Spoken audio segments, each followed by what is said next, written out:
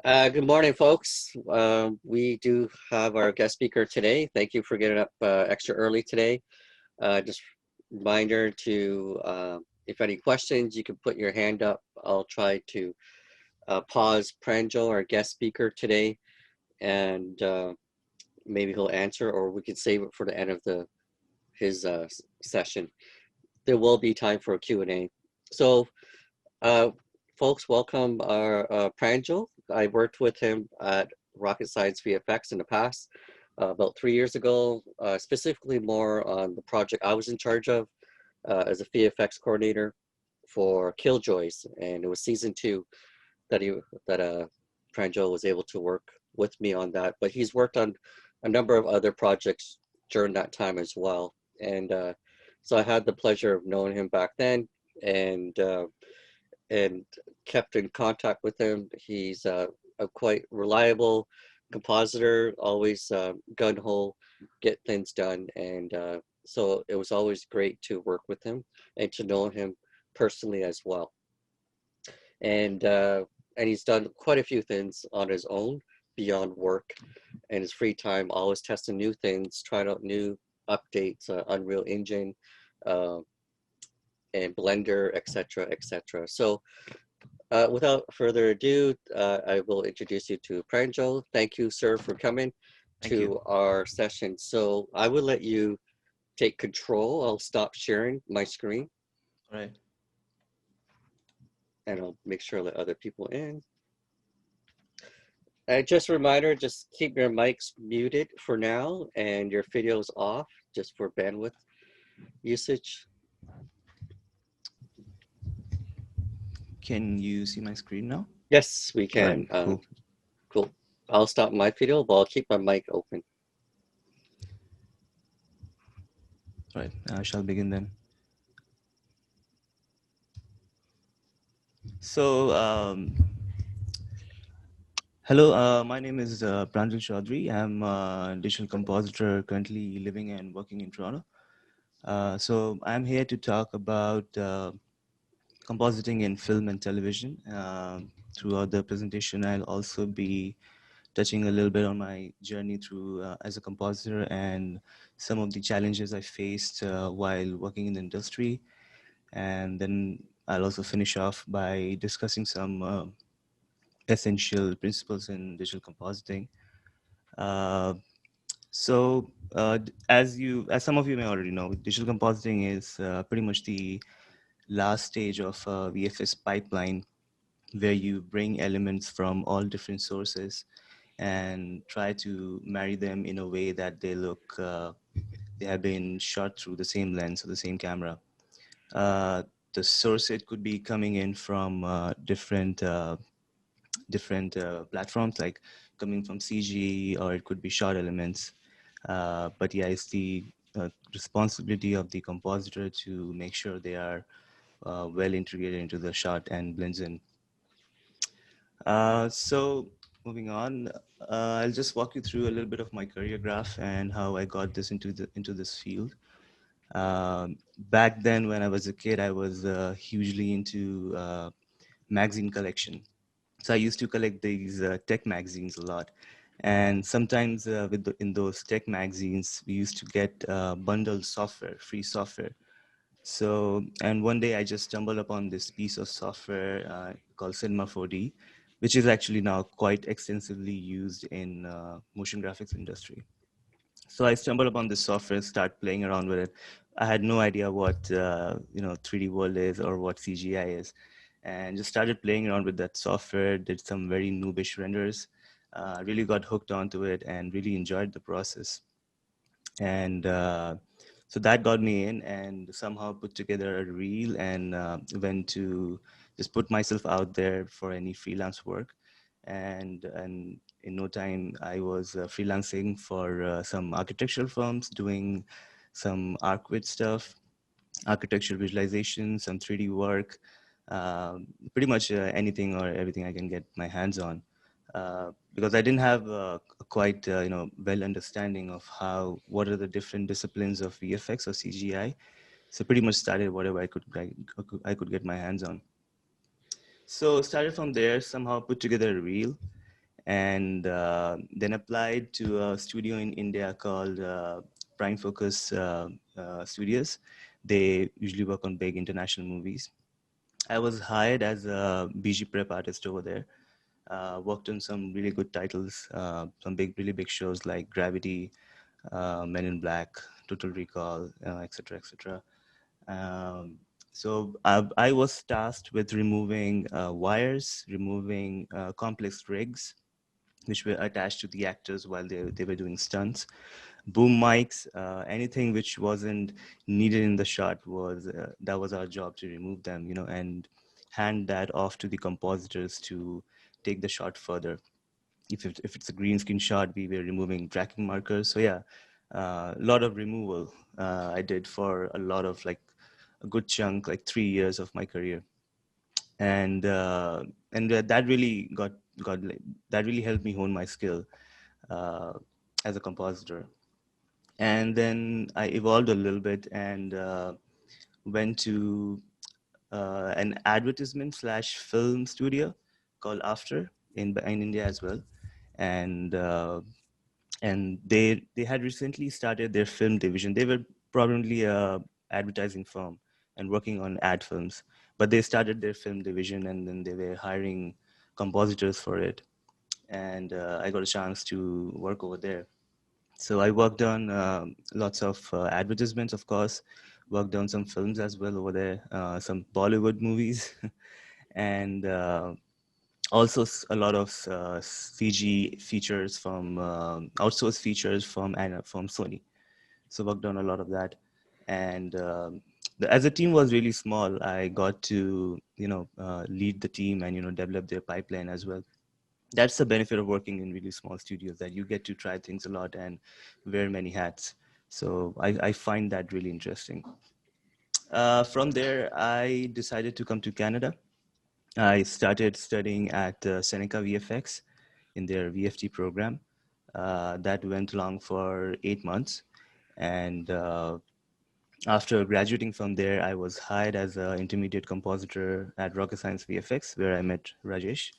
And so yeah, at Rocket Science VFX, I worked on a lot of cool projects like Killjoys, The Expanse, Resident Evil, and other good titles. Uh, really learned a lot from the senior compositors over there because they really honed the skill and they really helped me, to grow as a compositor and show certain tips and tricks of working in this industry. Uh, so yeah, from there I went to Mavericks VFX, where currently I'm working as a compositing lead. But we do work on some really good stuff, from films to television, and recently we also started doing Unreal. Uh, we started using Unreal Engine to do our post production. So that is sorry. So yeah, that's how I got into the industry and evolved. And these are some of the projects I worked on. Some of them are TV series, some of them are films. Uh, when it comes to digital compositing, there's not much difference in compositing in film and television. It totally depends on the budget of the show and and the client. Uh, Sometimes we could be working on, like from a TV series, we could be working on just certain episodes from the TV series, and sometimes in film we could just be working on certain sequences of the film, and the quality is totally dependent on the budget. But yeah, these are some of the projects I worked on. I really enjoyed and learned a lot. So moving on, jump to the next slide. So just to give you guys a little bit more of a visual cue of what I do, I'm just gonna play my reel over here. So I'll just grab it over here. Let me know if you guys can see it, Rajesh. Yes, yes, All we can right, see cool. it. Thank you. So yeah, let me just play that. All right, let me try that again. Is that Yep, you can hear audible it. now? Cool. Yep. You could probably maximize the screen too if you want. Thanks.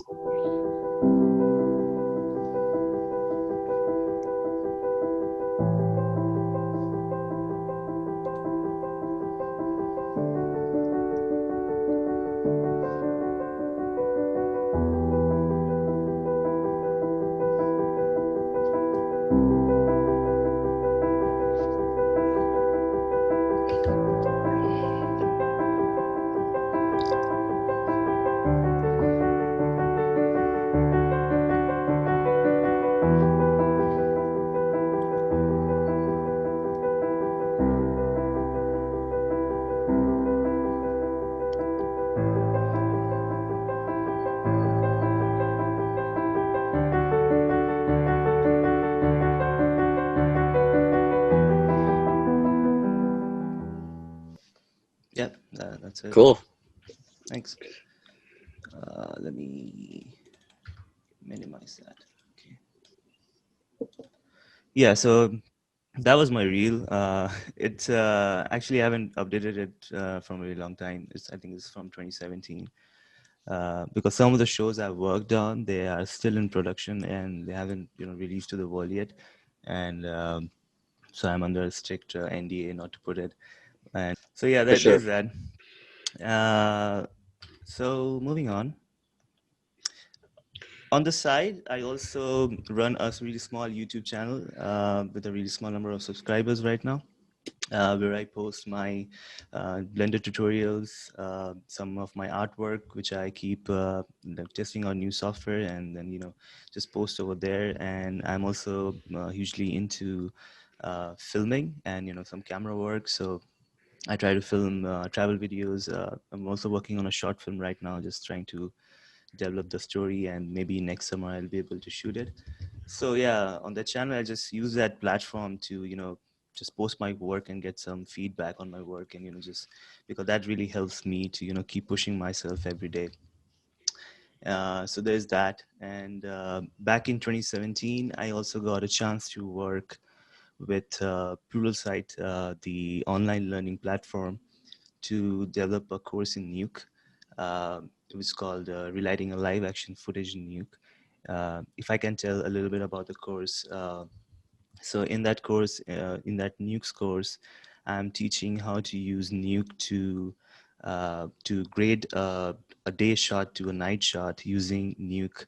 So I'm using Nuke's internal 3D system to generate 3D passes inside Nuke without going to any 3D package, and then using those 3D passes like AOV passes inside Nuke to grade down the shot, and add Nuke lights, and how you can use 2.5D relighting techniques to turn a shot from day to night. So that turned out to be pretty interesting and quite a learning process. Uh, One thing I've noticed that when you teach, you get to learn a lot yourself, because you try to, find correct ways of doing things, and you try to, and in turn you end up pushing yourself a little bit more, and you get in depths of things. So teaching is a wonderful, opportunity one can have, and you can use that to evolve, to give back to the community, and as well evolve yourself a little bit too. So there's that. Next, I'm just going to touch upon some of the shows I worked on, and particularly 3 shows I worked on, and just take you through some of the challenges I faced while working on them, and and just tell you how we tackle those. So first is Gravity. So Gravity was a big one. I'm pretty sure you guys have already seen it. It was a big show. The show, one particular characteristic of the show was that it had lots of really, really long shots. The director was really hooked on to that, and pretty much each like every other VFX shot was more than 5,000 frames. So that was a really complex, just that frame range to work with. So we were tasked with this one shot in Gravity, which was around, if I can remember correctly, around 6,000 frames or something, or maybe more than that.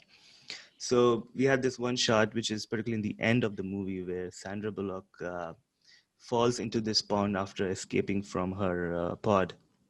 And while she's coming out, she's crawling over the sand, and she's coming out. She's trying to get herself out of the pond. And as she's doing that, she takes her hand and slaps it pretty hard on the sand, on the wet sand. And at that time, the camera was very close to her, because the director was trying to get this, this intimate shots of her expressions and stuff. So as she slaps her hand on the sand, on the wet sand, there's a huge amount of lens dirt which falls on the camera lens. And pretty much 60 to 70% of the shot was covered with lens dirt. And we couldn't see a lot. And so we were tasked to remove all that lens dirt. So yeah, it was pretty challenging because of the frame range and lots of body movement, because she was falling, she was crawling, and she was falling back again, getting back again, and trying to walk. So yeah, a lot of body movements over there. Uh, and so there was that. And then how we approached this shot was, if I can remember right, we divided that shot into multiple chunks and gave those chunks and special parts of the body to different parts of the body to different artists, and everyone had to figure out a common point where they can meet, and we had to stitch all those into one cohesive shot. So we did that, and that kind of worked.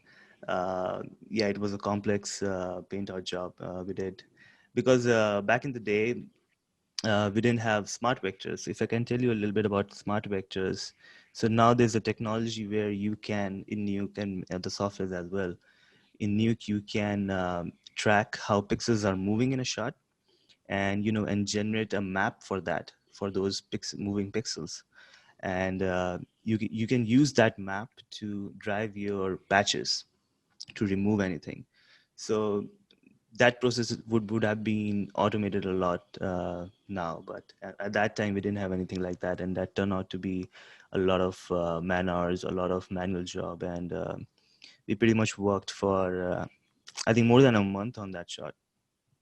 But yeah, in the end it turned out to be pretty okay, and that was a victory moment for us. I was very thrilled to be working on this project. It was like one of my first big movies we worked on, and we gave our heart and soul to this one shot. So yeah, that was very interesting. Now we're talking about Expanse.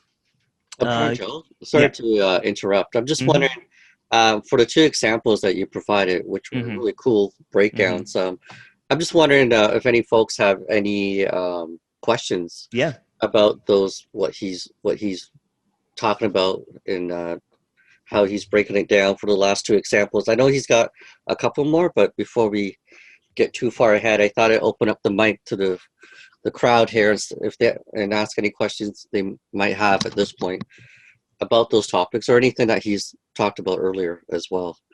So feel free to unmute your mic to ask any questions so far, or say something in the chat, and then I'll help repeat it, or you could raise your hand. So I'll give it like 30 seconds for people to chime in. If not, I'll let Pranjal continue.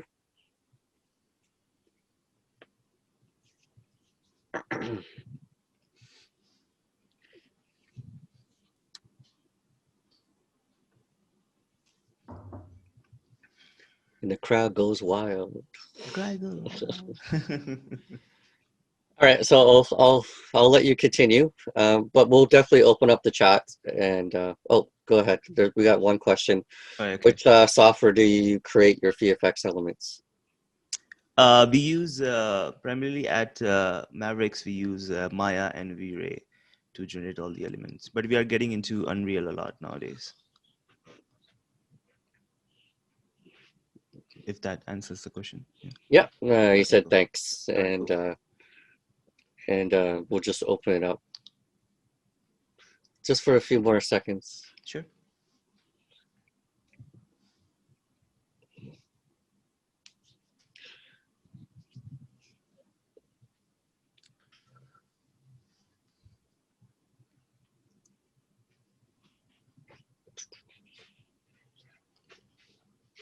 Okay, well, we'll let you continue. All right, cool. Any questions that come up, I'll deem if it's worth stopping you at the moment, or we'll just save it for the Q&A. Okay, sounds good. Okay, thanks. All right, so continuing on. So Expanse, Expanse. I've worked on like almost five seasons of Expanse, pretty much. So a lot of my career I owe to Expanse. I worked on pretty much every season, hopping from studio to studio, because at one point everyone was working on Expanse in Toronto. So no matter whichever studio you go, you're gonna bump into Expanse. Uh, so yeah, Expanse. One particular challenging thing about Expanse is that we had this huge, massive CG environment. So one approach we took with Expanse is we started doing a lot of projected renders. So if I can point over here, so for example, the scaffolding at the back. So we just rendered one frame from the 3D software of that scaffolding without rendering the full frame range. So just one frame overscanned, which is basically we rendered a big resolution of that scaffolding. And then we got that scaffolding into Nuke, and we just projected that scaffolding on a piece of card. And because these environments were so huge and some of the stuff were really far at the back, so you don't see much parallax, so you don't need to render a full frame range render from 3D. And so you can just take like one single frame, project it on the card, and you can build this environment just with nuke card. But yeah, we did render some of the CG elements which were in the foreground and which had more 3D movement and parallax, which we couldn't get away with. So we did a lot of that. That really sped up the process, and that turned out to be a good approach to tackle these environments. And we were able to take these and build a template out of them, and pass those templates to other studios, because we were sharing a lot of shots from Rocket Science and Mavericks. We're sharing shots together, so we were able to pass those templates to them, and then you can use them in their shot without going through the 3D, and just bypassing 3D and then just going straight to compositing. So that worked a lot. The other thing, we use a lot of cryptomats. If I can explain what a cryptomat is, uh, basically how back in the day, or maybe now also, we do render multi-mat passes from 3D to use as a mask to grade certain elements in compositing. So cryptomat is basically just one pass. You can render just one pass from any 3D software. I think it's available for Maya and Max and Cinema 4D as well, and all of those major 3D packages. So you can just render one pass, and in Nuke you can use the cryptomat tool to it gives you a picker, and you can use that picker to just sample certain areas of that pass, and you can generate your own mask in Nuke. So every time we needed a mask, we didn't go to the 3D department. The 3D department rendered cryptomat passes just by default, and we just use that in our compositing packages, and just sample values and then just create masks on the go. So that really saved a lot of time, because we were kind of bypassing 3D and just generating our own grading masks. That really helped. And also there were tons of AOV passes, like a lot of ambient occlusion passes for each element, a lot of diffuse passes. There were multiple light selects. If I can point out over here, each of these lights were divided into different passes. So there was a lot of compositing, scale compositing, and we had to bring in a lot of passes, and make sure it matches the beauty. And yeah, so that was a big challenge. But throughout working the show, we kind of developed a lot of templates to get through them. That turned out to be pretty okay. And we were able to finish the fifth season of the show. I think it just started airing. I don't know if it has already aired or not. Uh, and now I'm just going to talk about some of the essentials of digital compositing and some of the properties of light and camera you can consider and observe while compositing a shot. So these are the four things that I'll go through: lights, camera, some visual depth cues, and glows. So moving on. Okay, so the light is pretty much the binding force when it comes to compositing elements. So there are a few things to note and observe when compositing your CG elements into a live action shot. Uh, so the first one is intensity. So basically, how strong the light is. So how strong the light is in the plate photography, and just trying to match that value in your CG elements as well. You can use. I'm pretty sure in Nuke and After Effects, there must be sampling tools, which you can use to sample the intensity of the light in the plate photography, and just use those values to match your intensity of light on the CG elements. Because what happens is, if you have different intensities of light in your shot, and it might seem okay from the first view. But what happens is, like, when the shot goes to a DI or a colorist, which is responsible of, setting the final look of the shot. So he's gonna go wild. He's gonna put like extreme grades on that shot and really push the grade. But what happens then if you have different intensities of light in your shot and the colorist is pushing the grade? Your thing's gonna break because because the values are not at the same level. So that is something important to note. Um, the other thing is color temperature, basically how warm or cool the light is. Just using the same sampling tools in the compositing software to sample the color values, and just getting RGB values from that, and just trying to match to that. So yeah, that also really helps to make the shot look well integrated. Oh, sorry, I think I jumped back. Yeah. The other thing is directionality. Basically, what is the direction of light? Like in this example, the light is coming in from the right, is casting shadow on the left. So just looking for, sorry, so just looking for those visual cues in a shot, and just you can get those cues if you're looking at a light pole in a shot, and just seeing, okay, the light pole is causing the shadow on the other side, so the light is going to be on that side.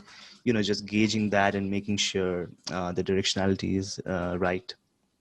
So that also helps. The other is interactive light. So in this example, you can see the Wonder Woman robe is causing this nice interactive light on his shirt and on his neck. So that really sells a shot. So you can most of the time you won't be able to have that interaction right from 3D, because sometimes they don't have geos for it to give you those 3D passes. So basically, what you can do in compositing software is you can just do like little rotos around his chin or maybe around his neck, and just use those rotos to grade the shot and match the intensity and the color of the source. And if you're lucky enough, you'll be able to get a luma key or like a color key to generate masks, and you can use that as the grading source. And that would give your interactive light a much more enhanced look, and it will really look that they are sitting in the shot. So those little things really goes a long way. And yeah, so moving on. All right, being camera conscious. So just knowing what camera you are shooting with really helps in the VFX compositing process. So basically knowing the focal length of the camera, knowing the film back, which is basically the sensor size of the camera. And if you know those parameters, you can feed in those parameters into a camera track, which would really help you, which would really help the camera track to estimate the movement of the camera. So if you know those things beforehand, be sure go in and feed it in your camera tracker. A lot of time when we are working on shows, we do get these data from the set in form of an Excel sheet. So each shot has a field in our tracking software, in our show tracking software, with these values. So we just use those values in our camera trackers, and then that really helps sometimes. And the other is just knowing the aperture of the camera. So aperture is basically how much the lens opens to let the light in. Um, so lower aperture values like f3.3 would create this nice, very nice shallow depth of field, and higher aperture values will give you much more of a sharper background. So just knowing the aperture, that okay, the aperture is 3.3, so my element should be much more defocused, or the aperture is much more higher, so the element should be sharper. Just know those things in your mind. Would really help you integrate your elements in the shot. And also sometimes in production we do get different, because they shoot with multiple cameras, so they also shoot with different lenses. So sometimes they shoot with anamorphic lenses and sometimes with spherical.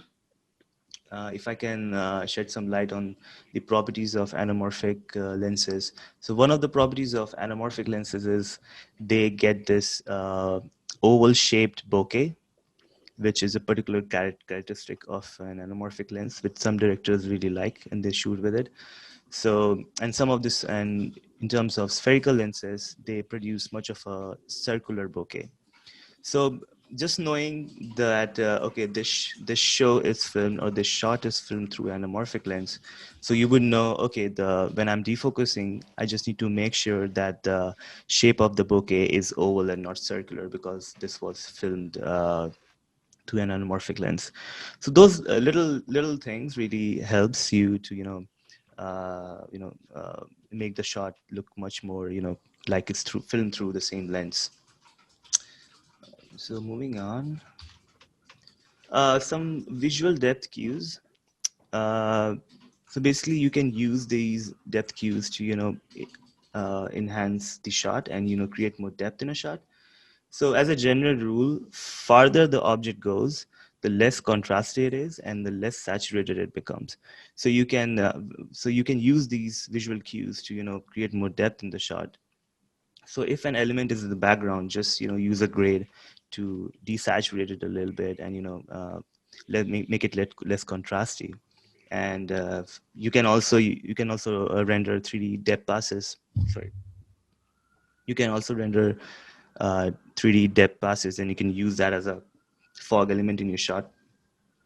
And so that really helps to sell the shot a little bit more. And also you can use these fog passes to hide certain areas of your shot which are very less detailed, so you don't have to go in there and ask for a better element from the departments. So you can use that for your own good.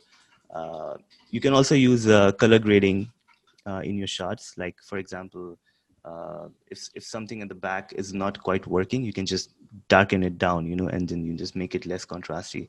So it adds a little bit of depth in your shot. It also helps you to hide certain areas of the shot which are not very strong. The other thing I'm just going to touch upon briefly is glows. So so there are there are two types of glows actually, default glow and exponential glow. If I were to explain what exponential glow is basically a glow with an inner glow and an outer glow, which is very close to how glows work in real life. If you can see this reference image, this glow has a very nice fall off from the street light. So we in compositing, we most of the time we just try to avoid default glow and we use exponential glow. There are ways to make exponential glow. One is like you can just use default glows stacked on top of each other and just incrementing the size of that glow by one step. So that gives you a very nice fall off, which is much more close to the real life of how glows work. And also in this example, which is from Cloudy with a Chance of Meatballs, you can see how much of a difference it makes when you're using default glow versus the exponential glow. So the default glow is just like a uniform halation around everything, and it's not really considering the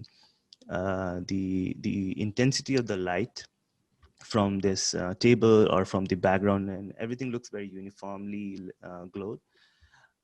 But in terms of exponential glow, you can see how well it is respecting the intensity of the light from the table and the background, and it gives a much more realistic glows. So that is something to be noted, and try to use exponential glow as much as you can. I'm pretty sure there are tools out there which pretty much automate this glow process, and you don't have to go on manually putting glows, stacking glows. So there's that. Lastly, I'm just going to touch upon some of the best practices that I follow as well, uh, which would really help you grow as an artist and develop an eye. So first is photography, because it really helps you understand how camera works, because we are dealing with camera pretty much every day in compositing. So just to know how camera works and what are the different parameters of a camera, what a focal length is, how it changes the shot, what aperture is, and things like that. And also, even if you don't have a professional camera, you can just go out with your smartphone and click pictures, and that would really teach you. So that would really teach you composition skills, like how rule of third works and how rule of like golden ratio works and all that. So whatever camera you have by your disposal, just go out there, click some pictures, you know, and that would really help you develop an eye for that. The other is feedback. Feedback is really important. Be open to, I would strongly advise, be open to putting your work out there, because mostly people are nice when they are giving feedback. Because the thing is, you could be working on a shot for like months, and you get this tunnel vision where you can't really differentiate what is working and what is not working in that shot. That happens a lot in VFX. That's why we work in such a close environment, that I can just call my friend or fellow compositor to look at a shot. So when you're working on a shot for that long, you get a tunnel vision. So at that time, you can just bring your friends, bring your family to look at the shot, and they would give you a much more general perspective on the shot, and you will suddenly start noticing things which were not really working and were getting unnoticed. So that really helped. Be open to feedback. Just put your stuff out there online, you know, and it will give you some really valuable feedback which you can just implement in your shots and make them look much better. The other is this is a rule which I followed when I was in my developing days, when I was putting together a reel, trying to nail the 90% of photorealism in CG, because no matter if the CG is not there, if the CG is just 40% there, and no matter how much compositing you do on a shot, it's not going to look photoreal. So I used to just try to nail that lighting, like try to nail that look in CG itself, because then in compositing you can take it above 100% and make it really sell.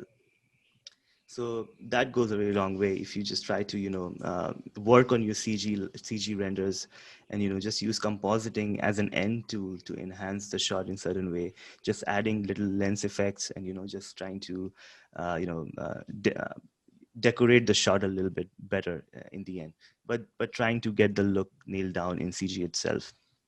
That really helps. The other is reference. I can't stress this enough. Try to reference everything. Uh, Typically, when I work on my personal projects, I don't start working until unless I have at least 50 to 60 reference images to reference to. It really goes a long way, because real life is real life. You just can't, you know, uh, it's very hard to, you know, uh, get those little things in your composites without looking at a reference. So yeah, that is really important. Just use references all the time, even if you're creating lens flares. For example, if you're creating lens flare from the sun, so just go to Google, just type um, sun flare from ISS, from the ISS space station, and you get these reference images of how the lens flare from the sun looks, and then you can just try and mimic that in your shot, and that would look much more realistic. The other is just looking at artwork, and, you know, from other people and getting inspired.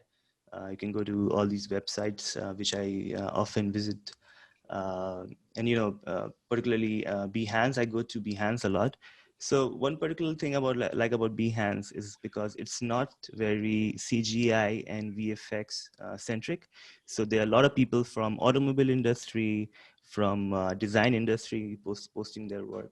So I'm able to look at these different industries, just trying to get inspiration from them, because sometimes, a lot of time, all these things overlap a lot, and I'm pretty sure you can just grab some design ideas from different industries and try to bring that in your shot, you know, and makes you much more open to other industries and other design forms. And the other thing is, like, FX Guide is also very nice. You can also go to filmgrab.com, which I recently started using a lot. So it's basically a website where they have curated shots from films as stills. And so it really gives you how professional cinematography works. And you can study those shots and how the DOP lit those shots in that way. And, you know, you can really grab some really good inspiration from there. I reference that a lot. Sometimes when I'm trying to create this nice cinematic shots, I just go to Film Grab. just reference one of the films, and just try to copy, just try to not copy, but just try to imitate that look in my shots as well. Uh, because I think in this field, everyone is learning from each other every day and just trying to build upon that. So yeah, I mean that works very nicely. Uh, the last one is work-life balance. That is so important to have work-life balance. Just take it easy, eat healthy, stay healthy. Whenever you feel you are burning out, just take a break, and just enjoy the process. And yeah, I think yeah, that's it for me. Thank you for everyone coming in this morning and showing up. Thank you for listening to me. Thank you so much. It was very well in depth of some of the breakdowns you've done Thank you. professionally, personally, and thank you for some of the suggestions that you made there at the last slide. I'll make sure to share some of the links with the students. But yeah, thank you. Such a detailed breakdown of a couple of shots there. Thank you. Um, so I appreciate that you explain all that. I'm going to open up basically the room, and people are more than welcome to unmute their mics and videos if they like, um, and ask any questions, or you can message in the chat, and I'll try to relay it. Or Pranjal can probably read it. I don't know if you have your chat open, but Yeah, I can I'll read help this. read it. But right now the floor is open, folks. We got about less than 15 minutes. We got about 12 minutes or so. And, uh, it was a lot of information that you shared. Again, Yeah. it's a lot of I, no, it's great. It's great to hear your experience professionally yeah. um, and personal approach to what's happening. And I do like some of the breakdowns you've done for the gravity and expanse, some of the challenges you have to face. So thanks for explaining that and Thank stuff you. like that. So, okay, folks, go ahead, ask your questions.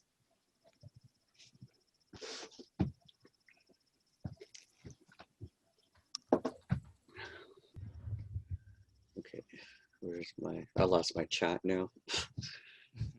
Okay, I think there's a question. Um, which films have you worked on? Uh, as I said, I worked on. If I can, it's very hard to remember all the names. Uh, He does uh, have an IMDb I have an IMDb page. We can page, go and which check it out. I shared with you guys. I I will put this up. I can put a link Oh yeah, there. sure. Yeah, you can want to put that in the. Yeah. If you're doing that, if you don't mind, put it in the websites that you suggested that you Oh yeah, sure. refer Okay. to as well. That'll be awesome. All right, cool. Was at Prime Focus, I worked on really good films like Gravity, Total Recall, as I said. That was a really good one. And yeah, a lot of films. Because usually when you're we are working in a compositing, like professional compositing environment, you might not be officially on the show, but you might just be there for like a shot or two. Hmm. And that might be like a really short time just working on that one shot, and then you are on a different project. So you might not be necessarily great credited for it, but you can still say that yeah, I touched upon a little bit. So yeah, in that way there were like too many films to really name. Well, you were so focused on Expanse at Rocket Science Yeah. VFX, but we did steal you for Killjoys every now and then. It was my role was like negotiation role. So Was I kind shared of steal. my I shared my IMDb link in the chat if anyone wants Awesome. to check that. Cool. Another, I do want to emphasize, like, I know you mentioned working on TV or film is the same for you, but I Hmm. know in TV, the deadlines are a lot more quicker. Yeah, yeah, uh, yeah, so it's more intense, at least in my experience. I yeah, think it's the same for you yeah. as No, I well. mean, compositing wise, like on the artistic side, is the same thing. You True. just try to push the shot Yeah. the same level. In you don't. I mean, for you, doesn't matter if it's TV or film. Okay. So another question is, how has the pandemic impacted the industry? It has impacted the industry in a big way. Pretty much every studio in Toronto is working remotely now, which has also increase the opportunity of getting work, because someone could be sitting in in the other side of the globe, and he can just use a you can just work remotely from there, so you don't have to travel all the way, move yourself to a different continent just to work. So that has, I think, opened up new doors as well. And I think, yeah, but the industry has adapted pretty quickly, and I think it's just business as usual now. And because deadlines haven't changed, and they're the same. Yeah. Yeah. Okay, cool, cool. Um, Another question is, what are your views on Houdini for creating VFX elements? Houdini is a great tool. I think it's pretty much the standard when it comes to FX. We rely on Houdini for our FX pretty much for everything. And I think recently Houdini has also started moving into more of a, like a look dev tool as well. So yeah, I think it's a pretty cool FX, because when it comes to creating complex effects, the amount of control Houdini gives is tremendous. You can't really beat that. And also, if you go deeper into Houdini, you can learn its own scripting language, which is, I think, it's called Vex. You can learn that, and then you can do some really cool stuff with it. So yeah, I think Houdini is one powerhouse, yeah, for tool. If I would Oh, definitely recommend anyone who's getting into FX to learn Houdini. Yeah, it's amazing. okay, so I'll follow up with that, but we do have about 5 minutes left, so there's another question. Do you have to do modeling while working for VFX, or is that for another department? Well, that is for another department actually. Uh, but what happens in VFX in recent year? We have, in general, I would say a lot of studios have reduced the amount of modeling they do, because nowadays they just go out and do a lot of lidar scanning and photogrammetry. So they just take pictures of Mhm. something they need to model for VFX, and then using those pictures from, like, they take a lot of pictures from all the angles, and then they use those pictures to generate a 3D model in the photogrammetry software. And then they use that 3D model, that photogrammetry source, and they just build upon that a little bit, that refine that a little bit. So I've seen a lot of photogrammetry happening rather than modeling in the industry. So yeah. Okay, cool. And for those that are not familiar with that term or process, it's basically taking a camera, doing a 360, and sort of like the Matrix with the cameras all over the one shot, like did a circle around a character. Uh, it's in a sense like a virtual recorded uh, uh, generates your model in 3D space. Exactly. Okay, so I'm hoping we touch that maybe one day. Yeah, but we Okay, do. Yeah, sorry. no, no, go ahead, go Yeah, ahead. but we do model when Mm, whenever we have to, and if the client has a very specific demand that this thing should look like this mm. in the final shots, then we do go there and model stuff for sure. Yeah. Now you mentioned you use Maya and you use Nuke. The students are learning After Effects because that's what we have here at the Hmm. college. Hmm. Now, does it matter they learned that they're using After Effects in hopes of working in the industry, whether they decide to go to post production or in this industry, whether it's pre-production or post-production? Does it do they have to know Nuke, or Uh, is their Nuke. understanding of After Effects or the concepts behind it is Yeah, I think the concepts behind is much more important. Uh, but having said that, Nuke is turning out to be like a industry standard for compositing. So uh, they would, like, for a junior role, like if you're just starting out, they will definitely try to teach you that, and it's very easy to pick up. It's not very hard if you already have those concepts of compositing in mind. mhm. So, but at the end of the day, tool is a tool. I mean, it's just another software to learn. It's like in After Effects, there are certain ways of doing things, and in Nuke, there are other ways of doing the same thing. You Yeah. just have to learn that way, and it's gonna produce the same result. So yeah, Well, it's like any 3D package program. Like there's exactly. the Yeah, polygon tools, there's rigging, yeah. there's texturing. Like those um, concepts or process are the same regardless what 3D Yeah, package you use. exactly. It's just a different step or Just a different way. different way of doing it. Yeah. Okay, so the principles that they learned in the college, what regardless is After Effects, like rotoscope and green screen, Yeah. and compositing, etc., is still relevant, Yeah, I mean, regardless of. I started in After Effects pretty much, and I Okay. most of the freelance work I did back in the day was in After Effects, and when the new came out, I just like, okay, fine, just another software to learn, and then Mm. just gave myself 3 months, and then yeah, there was it, and that was pretty easy transition for me. Awesome, awesome. Okay, we have one more question. Um, what has changed for VFX in the industry over the years? And this will might be our last question. It will wrap up our session with Pranjal. If Hmm. you want to answer that, what has changed for VFX in the industry over the years? Uh, I think the way they shoot movies. Uh, I mean I mean we see this new breed of directors which are coming on, and then they have much better understanding of VFX. So the way they have started shooting movies is making the VFX process much more easier, I think I would say, because Mhm, they understand what works for VFX and what doesn't. So our work, though the quality has gone up, but the source material we get is much more, VFX friendly, if I can say that. mhm, And also because they have started using a lot of tech like motion controlled, mocap and stuff like that. So yeah, I think that has really, you know, made the process a little bit easier, and not that heavy that half of the time we are trying to fix a certain problems, mhm. whether we could be focusing on making the shot look better.